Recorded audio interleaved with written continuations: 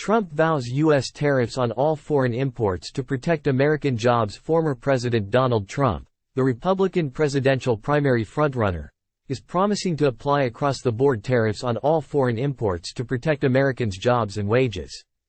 Time equals 400 ms. greater than during a campaign speech in Wolfeboro, New Hampshire. Trump told Republican primary voters that, as president, he would impose United States tariffs on all foreign imports and get Congress to finally pass former Representative Sean Duffy's RWI Reciprocal Trade Act. To protect New Hampshire workers and families, I will impose an across-the-board tariff on foreign-made goods, Trump said. I will also pass the Trump Reciprocal Trade Act. If China or any other country makes us pay a 100 or 200% tariff, we will make them pay a reciprocal tariff of 100 or 200% right back. And as taxes on foreign countries go up, taxes on American workers, families, and small businesses will come down, and down dramatically. Emphasis added. In August, Trump suggested he would impose 10% tariffs on all foreign imports, a policy blasted by President Joe Biden. Trump's economic nationalist agenda is significant as it sets his campaign apart from the corporate special interests that are ingrained in the Republican Party. In 2019, for instance, the U.S. Chamber of Commerce fought to ensure the Reciprocal Trade Act was never introduced in Congress.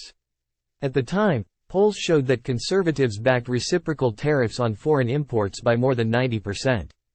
Time equals 400 ms. greater than free trade, despite having many Republicans backing, is increasingly opposed by the majority of GOP voters. A New York Times, Siena College from July found that nearly 7 in 10 GOP presidential primary voters said the U.S. has lost out from increased trade because it has cost jobs. Opposition to free trade is even higher among white working-class GOP voters, who said by a 73% majority that increased trade costs American jobs, while 70% of non-college educated, non-white working-class GOP voters said the same. Earlier this year, former U.S. Trade Representative Robert Lighthizer issued a memo calling on Republicans to shape a trade policy centered around boosting jobs and wages for American workers. We must insist that the countries running large, persistent surpluses with us open their markets to our products and threaten otherwise to limit their access to America, Lighthizer writes. Buttressing these efforts to promote fairer trade, we also need a policy of carefully calculated tariffs on most imports to force trade overall into balance.